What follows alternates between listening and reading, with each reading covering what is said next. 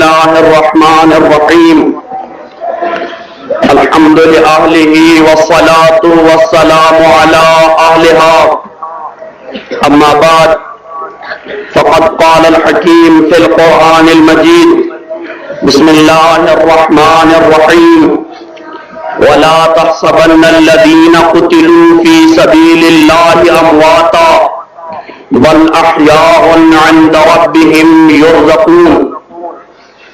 یقیناً یہ مجمع اور ایسے جوشیلے عزادار کہ جنہوں نے اس سردی کو بھی نہیں دیکھا، اس برف باری کو بھی نہیں دیکھا، دل مولا امام حسین سے سرشار ایسے عزادار جب بیٹھے ہوں تو یقیناً ان کے دل جذبوں سے مملو ہیں، اور جب تک بدن میں جوش اور جذبان ہو، جب تک کسی سے پیار محبت کا اظہار الفاظ سے نہ ہو تو پھر مزہ ہی نہیں آتا.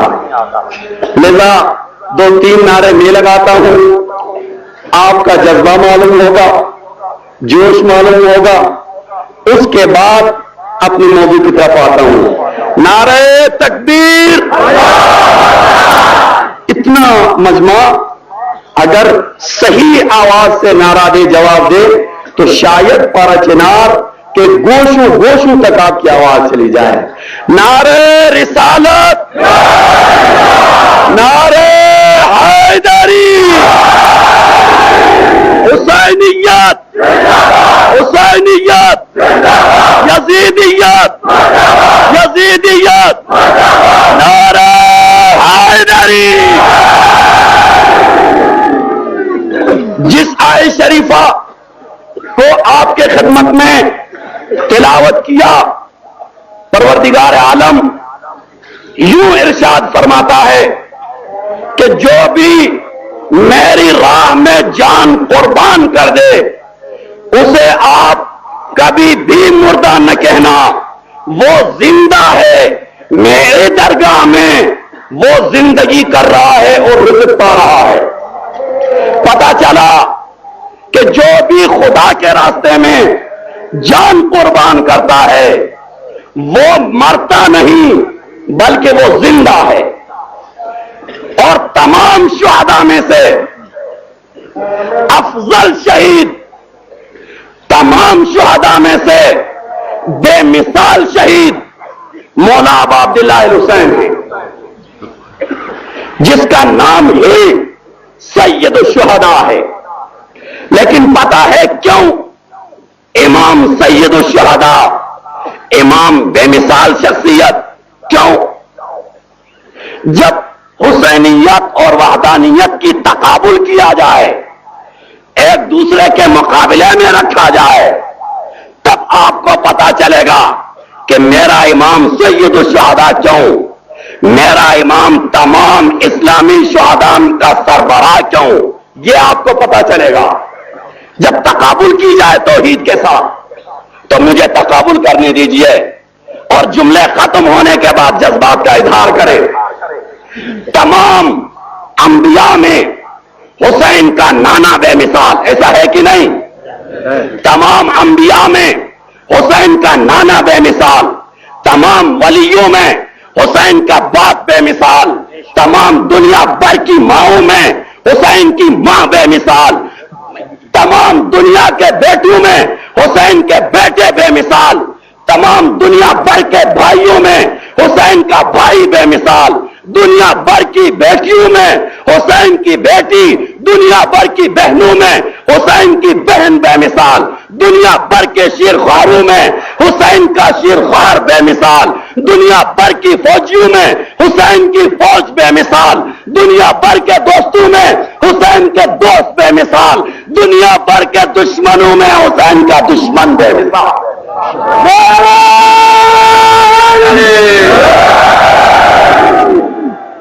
دنیا بھر کے دشمنوں میں حسین کا دشمن بے مثال، صبر حسین بے مثال، عدل حسین بے مثال، شجاعت حسین بے مثال، شہامت حسین بے مثال، نماز حسین بے مثال.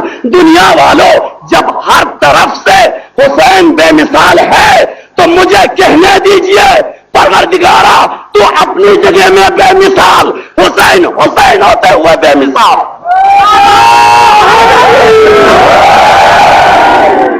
خدایا تو خدا ہو کر بے مثال اور میرا حسین نور خدا ہو کر بے مثال۔ جس طریقے سے تو لیس کمثلہ شیء ہے اسی طرح تیرا حسین بھی لیس کمثلہ شیء ہے۔ توجہ چاہتا ہوں، کیوں اتنا مقام اسلام نے، خدا نے حسین کو دیا؟ کس لیے؟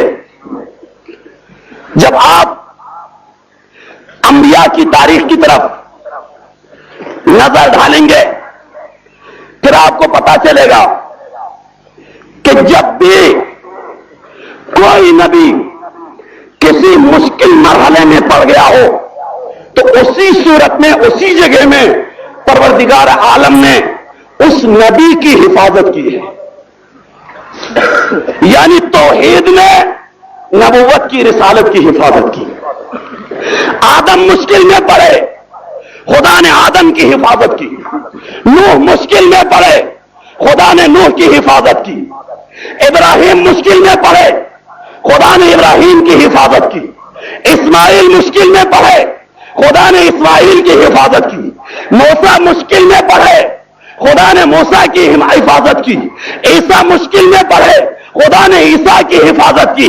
میرے نبی مشکل میں پڑے، خدا نے میرے نبی کی حفاظت کی۔ لیکن میرے مولا مڑ کر تمام انبیاء کو یہ پیغام دینا چاہتے ہیں، اے انبیاء، اے رسول، جب آپ پہ مشکل آن پڑی تو خدا نے تمہاری حفاظت کی، لیکن جب توحید مشکل میں پڑی تو حسین نے حفاظت کی۔ نہیں نہیں نہیں، Ibrahim boy on Hussein as Adam Tahir Jumlara Suru Amin boy۔ یہ جذبہ نہیں، میری بات سمجھ میں نہیں آئی۔ میں نے یوں کہا کہ ہر نبی مشکل میں پڑ گیا، خدا نے نبی کی حفاظت کی۔ آدم سے لے کر خاتم تک جب نبی مشکل میں پڑ گئے خدا نے نبی کی حفاظت کی، لیکن جب توحید مشکل میں پڑی تو حسین نے توحید کی حفاظت کی۔ حسین نے توحید کی حفاظت کی۔ اسی لیے تو ہم کہتے ہیں دنیا میں ہزاروں یزید بنتے ہیں لیکن حسین خود نہیں بنتا، خدا بناتا ہے۔ حسین خود نہیں بنتا، خدا بناتا ہے۔ آخری جملہ، آخری جملہ، حسین نے توحید کی حفاظت کی، حسین نے رسالت کی حفاظت کی، حسین نے نبوت کی حفاظت کی۔ اس کے بدلے میں کچھ تو ملنا چاہیے نا، اس کے بدلے میں کچھ تو حسین کو ملنا چاہیے۔ اتنا عظیم قدم حسین اٹھا رہے ہیں۔ آخری جملہ اور جواب اچھی طریقے سے دینا، گویا میرے حسین، میری تصور کی بات ہے، میرے حسین پروردگار عالم سے مخاطب ہو کے کہتے ہیں پروردگارا اس کے بدلے میں مجھے کیا دو گے؟ اتنی بڑی قربانی میں نے دی، اس کے بدلے میں مجھے کیا دو گے؟ جنت وہ تو میری ہی ہے، جنت چونکہ میں جوانوں کا سردار وہ میری ہی ہے، زمین وہ میری ملکیت چونکہ میرا باپ ابو تراب ہے، آسمان وہ بھی میری ملکیت چونکہ میرا نانا ابو طاہر ہے، پانی وہ بھی میری ملکیت چونکہ میری ماں کے مار میں آ گیا ہے۔ توجہ چاہتا ہوں پروردگارا، رسالت میرے در میں، نبوت میرے در میں، امامت میرے گھر میں، تو نبوت میرے در میں، امامت میرے در میں، رسالت میرے گھر میں، زمین میری ملکیت، آسمان میری ملکیت، جنت میری ملکیت، پانی میری ملکیت، کیا بچا ہے جو مجھے دے گا پروردگارا؟ توجہ چاہتا ہوں خدا، کیا بچے گا جو مجھے دے گا؟ تو پروردگار عالم گویا حسین ابن علی سے یوں کہتا ہے، حسین ابن علی ٹھیک ہے نبوت ختم، تیرے در میں امامت رسالت، تیرے در میں زمین تیری ملکیت، آسمان تیری ملکیت، لیکن ابھی جو میں تجھے دینے جا رہا ہوں وہ ایک میری ذاتی شے ہے۔ حسین میں تجھ سے وعدہ کرتا ہوں جب تک میں باقی تب تک تو باقی، میں بھی فنا نہیں ہوں گا، تو بھی فنا نہیں ہوگا، جہاں جہاں تو جائے گا وہاں وہاں میں آؤں گا، جہاں جہاں حسینیت ملے گی وہاں وہاں توحید ملے گی۔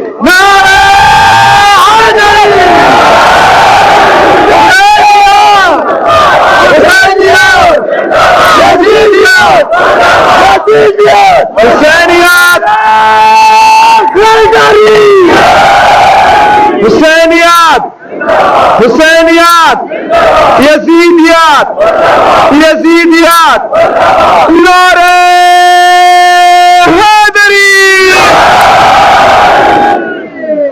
تو یہ چیز پروردگار عالم نے حسین کو دیا کہ وہ ذاتی میری شے ہے، میں فنا نہیں ہوں گا اور تو بھی کبھی فنا نہیں ہوگا، جہاں تو ہوگا وہاں میں، کسی شاعر نے کیا خوب کہا ہے، توحید کی چاہت ہے تو پھر کرب بلا چل، ورنہ یہ کلی کھل کے کھلے گی نہ کھلی ہے، مسجد کی صفوں سے ذرا مقتل کی طرف دیکھ، توحید تو شبیر کے سجدے میں ملے گی،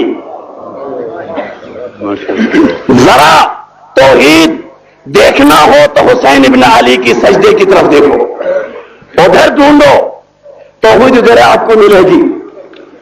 میرے حسین نے جس توحید کو بچایا ہے، میرے حسین نے جس نبوت کو بچایا ہے، یہ آخری جملہ ہے، اور پاکستانی حالات کو مد نظر رکھتے ہوئے، اپنے مملکت اور ملک کی حالات کو مد نظر رکھتے ہوئے ایک جملہ ادا کرتا ہوں، اور یہ میری بات پورے پاکستان لیول اور پاکستان کے حالات کو مد نظر رکھتے ہوئے ہے۔ میرے امام نے اس اسلام کو نہیں بچایا ہے کہ جو مسلمانوں کا سر کاٹنا سکھایا، اس اسلام کو نہیں بچایا ہے کہ جس میں ایک بھائی دوسرے بھائی کا خون کرتا ہے، اس اسلام کو نہیں بچایا ہے کہ جس میں ایک دوسرے پہ کفر کے فتوے لگتے ہیں، اس اسلام کو نہیں بچایا کہ جس اسلام میں بے گناہ لوگ مارے جاتے ہیں، اس اسلام کو نہیں بچایا کہ جس میں جہاد کے نام پہ امام بارگاہوں پر، مسجدوں پر، جلوسوں پر اور مہم شخصیات پر حملہ کر کے بے گناہوں کا خون بہایا جاتا ہے، اس اسلام کو نہیں بچایا ہے۔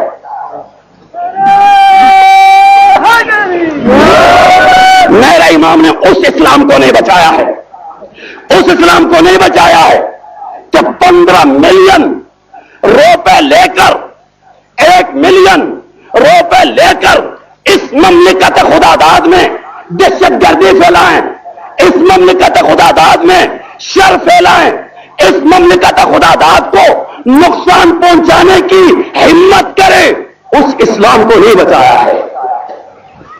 میرے امام نے اس اسلام کو نہیں بچایا ہے، میرے امام نے اس اسلام کو بچایا ہے کہ جس اسلام کے اندر کوئی آئے تو اس اسلام میں یہودیوں کی بھی حفاظت ہے، مسیحیوں کی بھی حفاظت ہے، حتیٰ بت پرستوں کی بھی حفاظت ہے، اس اسلام کو بچایا ہے۔ میرے پروردگار یوں فرماتے ہیں کہ آپ بتوں اور بت پرستوں کو گالی نہ دیں، برا بلا نہ کہیں، کہیں ایسا نہ ہو کہ وہ بت پرست تمہارے خدا کو گالی دیں۔ یہ قرآن کی بات ہے، یہ خدا کی بات ہے۔ تو کس اسلام نے آپ کو یہ بتایا ہے؟ 2 دن پہلے کوئٹے کی بات ہے، دیکھو خدا نے رحم کیا، وگرنہ ایک عظیم فاجعہ رونما ہونے والا تھا۔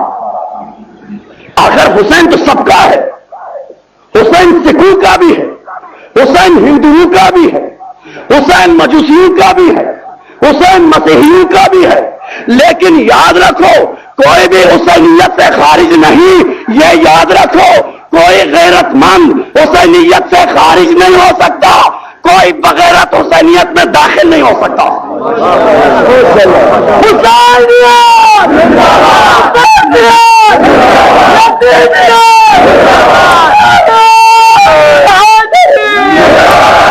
اس لیے اس مملکت کا حفاظت، اس مٹی کی حفاظت، اس علاقے کی حفاظت، مسلمان میں بسنے، پاکستان میں بسنے والے جس گروہ کے ساتھ، جس مذہب کے ساتھ تعلق ہو، اس مملکت کی حفاظت سب پر ضروری ہے، سب پر لازمی ہے۔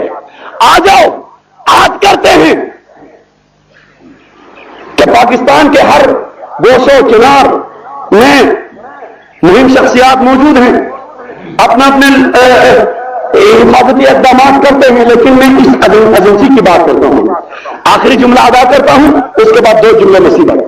اس ایجنسی کی بات کرتا ہوں، اس ایجنسی میں شکر الحمدللہ، بلکہ یوں کہوں اسلام میں رسول اکرم نے جتنی بھی جنگیں لڑی ہیں، تمام دفاعی جنگیں ہیں، پہل رسول اکرم نے نہیں کیا ہے، کسی جنگ میں پہل نہیں کیا ہے۔ اس کا مطلب یہ ہے کہ اسلام امن کا مذہب ہے، اسلام امن کا دین ہے۔ کوئی بھی اس امن کو خراب کرنا چاہے، کوئی بھی اس مٹی کو خراب کرنا چاہے، کوئی بھی اس جگہ میں فساد پھیلانا چاہے، کوئی بھی اس جگہ میں دہشت گردی پھیلانا چاہے، تو آ جاؤ، عہد کرتے ہیں اپنی جان، اپنی اولاد، اپنی ناموس کو قربان کریں گے، لیکن ان دہشت گردوں کو اپنے عزائم میں کامیاب ہونے نہیں دیں گے۔